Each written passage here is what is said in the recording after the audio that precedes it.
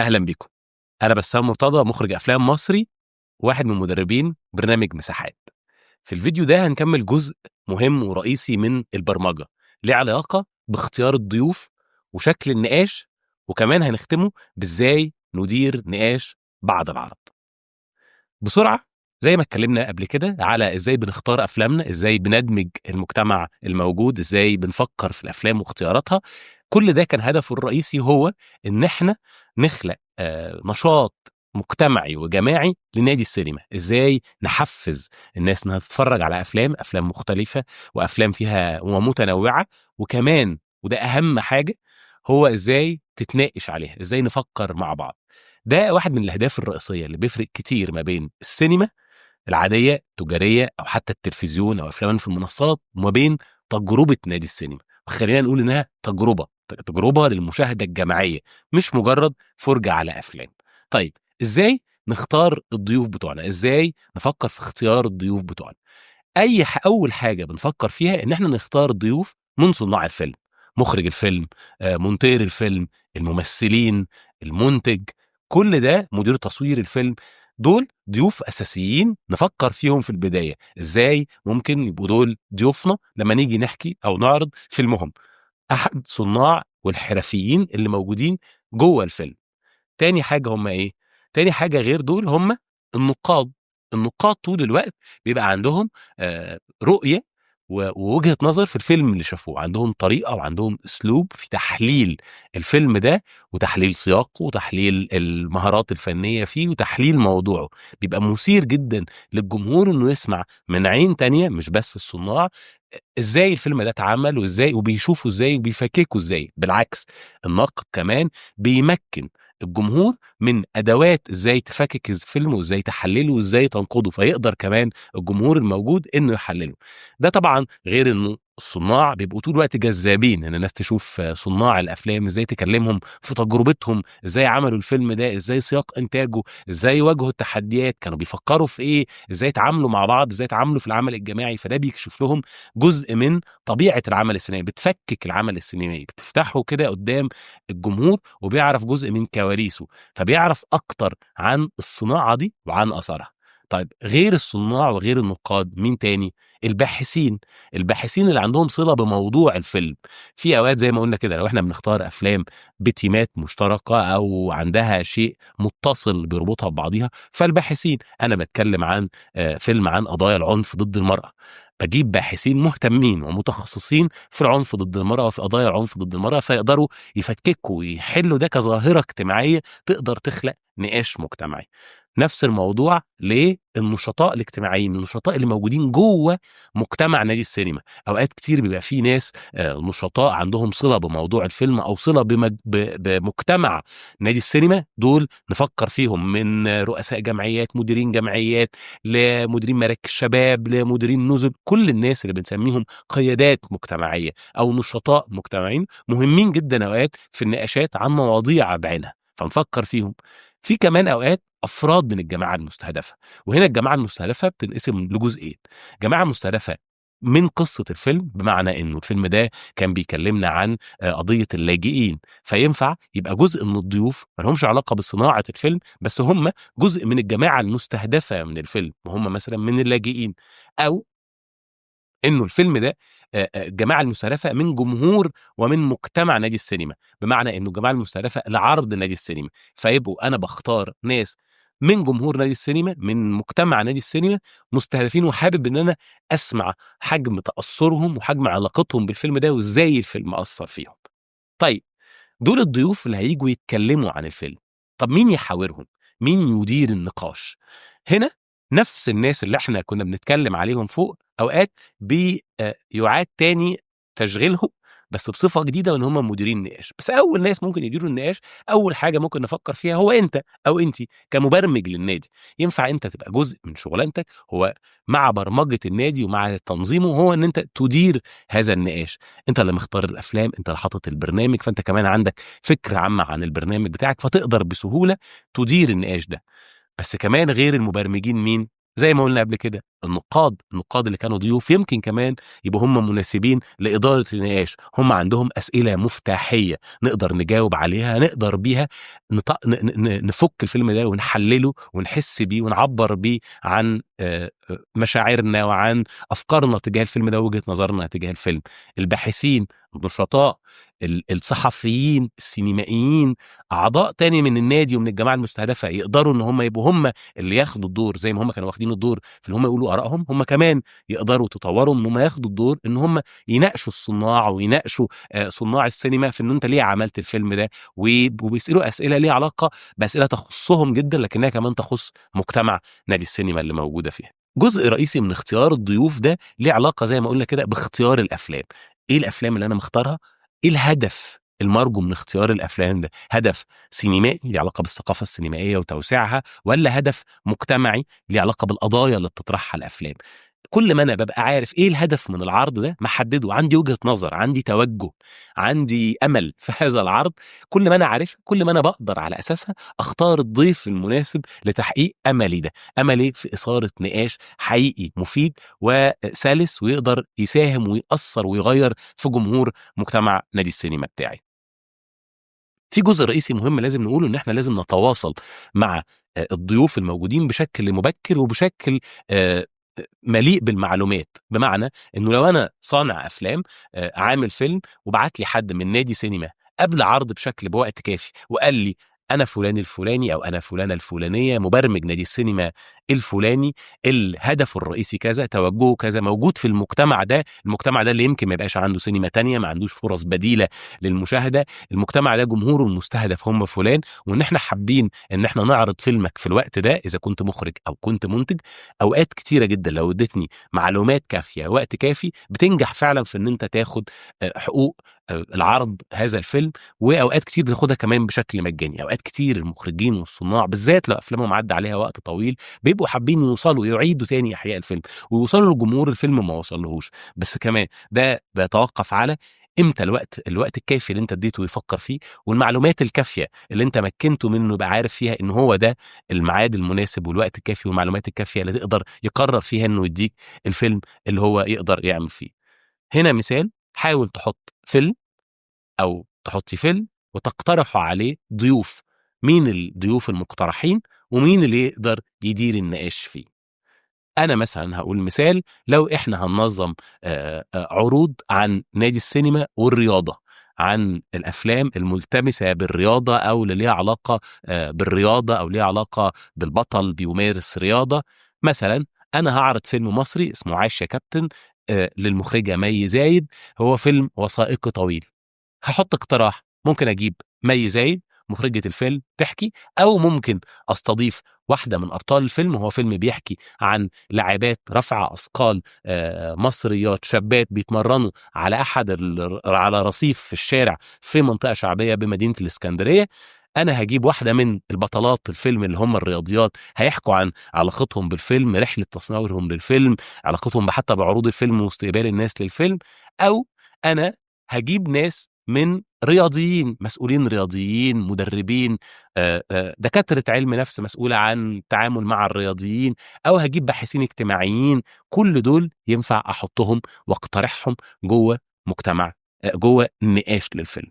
حاول تحط أنت المثال بتاعك وتقترح فيه الضيوف وتقترح كمان مين اللي يدير النقاش. بعد ما حطينا الضيوف، اخترنا الضيوف واخترنا مين هيحاورهم، محتاجين كمان نفكر في القاعة، شكل القاعة اللي أنا موجود فيها، حجمها، أجرب الصوت هل هي فعلا مناسبة، تقسيمة القاعة مناسبة، شكل القاعة مناسب لاستقبال الأفلام، البروجيكتور أو آلة العرض اللي أنا بشغل بيها سليم، العدسات اللي موجودة، عدسة آلة العرض متنظفة بشكل كويس، ما عليهاش أي بصمات أصابع موجودة بتأثر على العرض اللي موجود، أماكن الجلوس، كل الحاجات دي.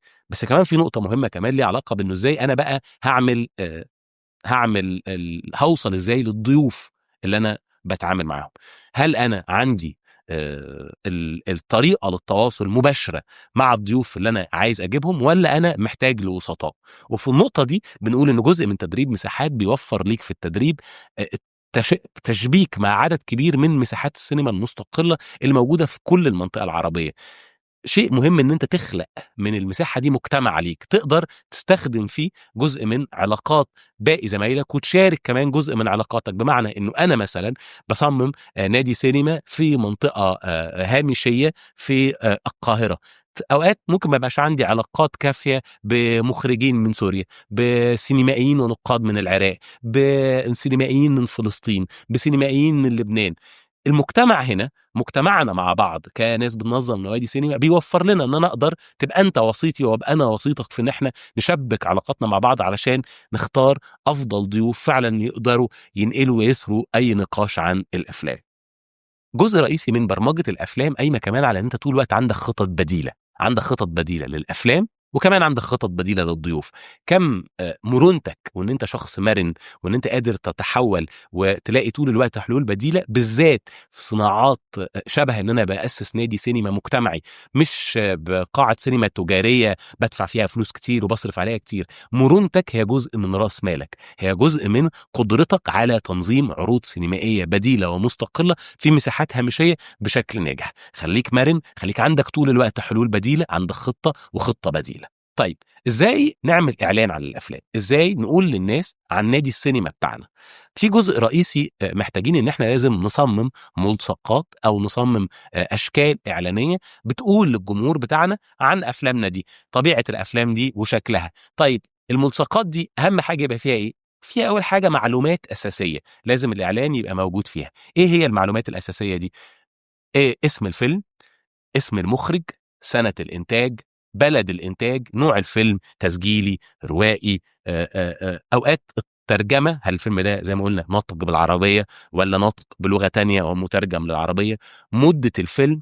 اوقات في ناس كتير بتتكلم على التصنيف العمري او على معلومات اكبر. انا نصيحتي الشخصيه جدا انه في التصنيف العمري ما تحطوش نفسكم قوي كجهه رقابيه، اللي هو بتقول مثلا ايه، انه هذا الفيلم مثلا بلس 18 او انه هذا الفيلم بلس 12. ظني ينفع تحطوا معلومات بجمل فضفاضه شويه لكنها معلوماتيه.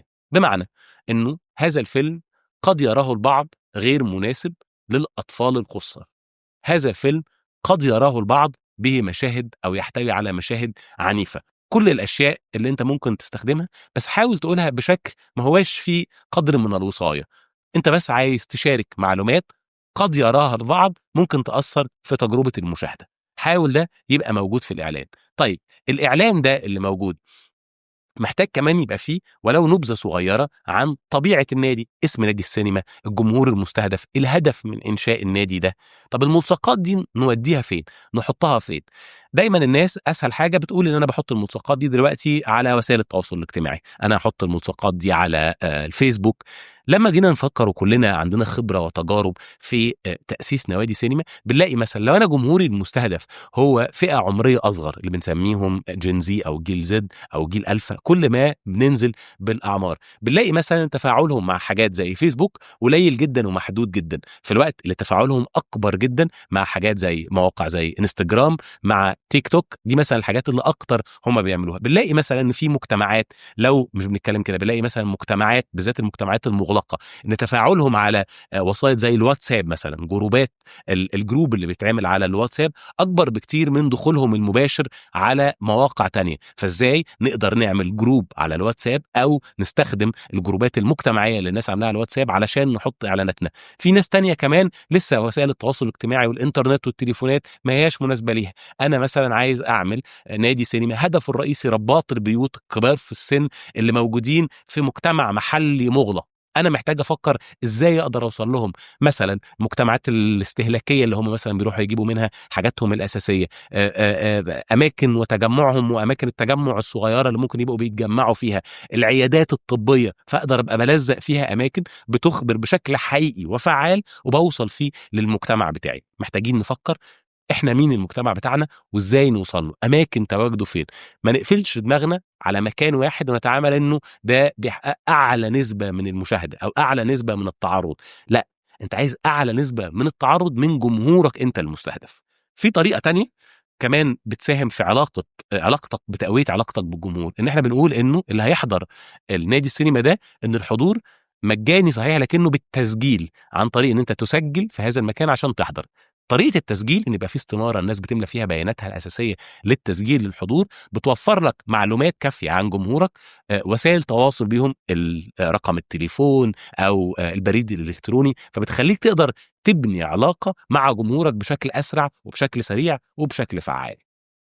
هنشارك مع بعض هنا أمثلة من صور لإعلانات لنوادي سينما موجودة في المنطقة العربية، ممكن تبقى ملهمة ليكم في تصميم إعلانكم الخاص. في وقت تنفيذ العرض وبعد ما نفذنا العرض وجه الجمهور وعرفناه، إزاي بقى ندير النقاش؟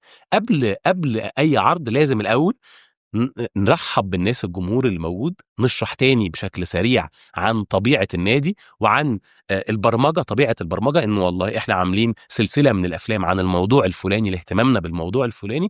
ولازم تقول قبل العرض انه بعد العرض هيبقى فيه نقاش مع الشخص الفلاني او الاستاذه الفلانيه اللي هو واحد بقى من الصناع زي ما قلنا، باحث، ناشط اجتماعي، وتدعو الناس انه احنا هنبقى متحمسين جدا ان انتوا تستنوا معانا كمان بعد العرض، علشان حابين جدا نسمع ارائكم ونسمع افكاركم ونسمع مقترحاتكم. كل ده بيخليك تحفز الناس وتخليهم كمان يتهيأهم انه في مناقشه بتيجي بعد العرض.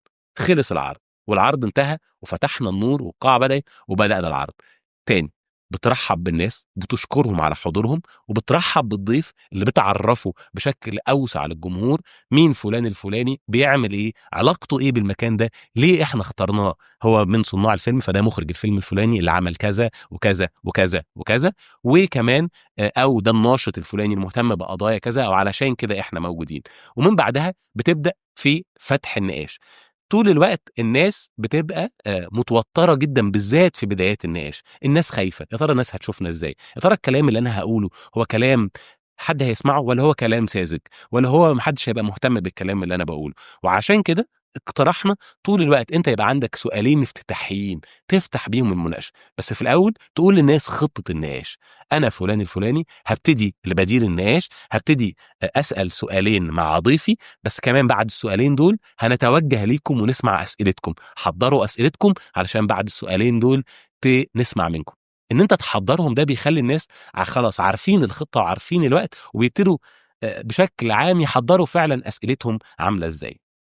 حاولوا طول الوقت في النقاشات ان انتوا تسالوا اسئله مفتوحه، ما تحاولوش تسالوا اسئله مقفوله الناس تبقى فيها ردود من نوع لا، وحش، حلو، عجبني، ما عجبنيش. حاولوا تخلوا الناس، تحفزوا الناس على المشاركه، تحفزوا الناس انها تقولوا ارائكم، احكوا لنا، اشرحوا لنا حسيتوا بايه، ايه اللي شفتوه. ده بيخلي الناس ترتاح وتسال اسئله كمان وتجاوب كمان اجابات مفتوحه وواسعه، وتقدر تفتح جزء من قلبها. بس كمان في جزء ان احنا محتاج انت كمدير للنقاش توزع النقاش بشكل متنوع وعادل بين الجمهور، بمعنى انك ما تخليش حد بعينه يحتكر كل الاسئله ويحتكر كل النقاش. حاول توزع ده وتراعي في التوزيع ده انك بتنوع النقاش كمان على الفئات المختلفه من الجمهور. لو في رجاله ما تديش كل الاسئله للرجاله، ما تديش كل الاسئله للستات، ما تديش كل الاسئله لفئات عمريه بعينها قادره تتكلم. حاول تعمل توزيع عادل ملوش علاقه بالكتله الغالبيه كمان اللي موجوده. لو في مساحه من اقليات او ناس اقل عددا في القاعه، ما تتجاهلهمش علشان هم عددهم اقل، بالعكس حاول تديهم فرصه ان هم كمان يتكلموا وتحفزهم وتشجعهم، علشان لو هم كمان حاسين احساس اكتر بالاقليه ان هم يشاركوا ويبقوا جزء من عمليه النقاش. اوقات كتير بنقول للناس اتأمروا، في اوقات اتأمروا مش بشكل سلبي او بمعنى سلبي، بس اوقات كتير بتبقى انت عارف انه النقاشات راحت في اماكن بعيده عن هدف النادي، بعيده عن النقاش اللي بشكل حقيقي ممكن يضيف لهذا المساحه. فبتقول للناس ان انت تبقى عارف حد، انت عندك علاقه بالجمهور، فعارف حد عنده معرفه بشكل حقيقي ويقدر يسال اسئله مفيده وتحفز على النقاش. حاول انت تتفق معاه من قبل العرض انه ارجوك في لحظه لو لقيت ان النقاش ما بقاش متحرك اسال وبادر واسال اسئله. ده جزء من المؤامره ده او الاتفاق ده بيحفز النقاش وبيحركه. التعامل كمان مع الاسئله الحساسه ومع الخلافات بهدوء جزء رئيسي من ده، ان انت ما تدخلش في خلافات ولا صراعات، ما تحطش نفسك وانت بتدير النقاش جزء من الصراعات. حاول تبقى هادي، اعرف ان الافلام والسينما مادام هتعمل نقاشات هتطلع خلافات، اوقات الخلافات دي هتبقى حاده. ارجع طول الوقت قول للناس قواعد المكان، ايه اللي مسموح بيه بشكل هادي وايه اللي مش مسموح بيه. مثلا اهانه افراد بعينها، اهانه فئات بعينها، خطابات ليها علاقه بخطابات كراهيه او خطابات عنصريه واضحه، بتقول للناس بمنتهى الهدوء ان المساحه دي هي مساحه حره امنه الناس تعبر فيها عن نفسها، واحنا مش سامحين ومش حابين انه يبقى في خطابات بالشكل ده او خطابات تقلل من حد بالشكل ده. حاول تراعي وتتعامل مع كل المشاكل بهدوء على قد ما تقدر وبوضوح على قد ما تقدر. جزء رئيسي ليك كمدير للنقاش تعمله قبل اصلا النقاش، وده اللي بيساعدك في اداره نقاش بشكل هادي سلس واثق وفعلا يبقى مفيد هذا النقاش، هو كمان جزء من الواجب اللي انت بتعمله قبل النقاش ده. الواجب ده ان انت محتاج تبحث بشكل جيد عن الفيلم اللي انت عارضه، تبحث بشكل جيد عن تاريخ المخرج ده وتاريخ اعماله وتاريخ سياقات الفيلم ده. طول الوقت بيخليك تاخد مساحه من المعرفه ومساحه من الاسئله، وتبقى عندك حصيله معرفيه تقدر تدير فيها النقاش، تقدر تدير دفه النقاش وتساعد الناس في انها تاخد فعلا معرفه تقدر بيها كمان تعبر عن مشاعرها. مثال صغير هنقوله، المخرج اللبناني غسان سلهب عنده ثلاثيه شهيره اسمها النهر، الجبل، الوادي. هي ثلاثيه ليها علاقه بالمكان، فيها جزء تأمل شاعري موجود جوه المكان. لو هنعرض واحد من الافلام دي، مهم جدا ان انت تبقى عارف ان الفيلم ده جزء من ثلاثيه. لما بتقول للجمهور وبتشركهم ان الفيلم ده جزء من ثلاثيه طلعت بالشكل الفلاني، الفيلم الاول، الفيلم الثاني، الفيلم الثالث، وده رابط سينمائي، ده بيحفز الجمهور جدا على ان واحد يدور على بقيه، لو عجبه الفيلم ده يدور على الفيلمين التانيين، يبحث اكتر ويدور على الدافع ورا الصناعه وورا أهمية صناعة الفيلم ده وإزاي الفيلم ده بيعبر عن إيه.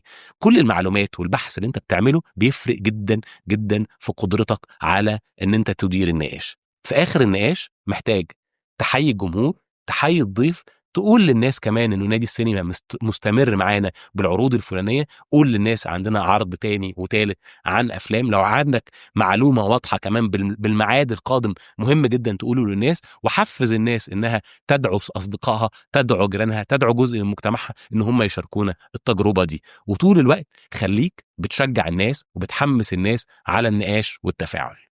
شكرا لكم ونتمنى لكم عروض سينمائيه موفقه.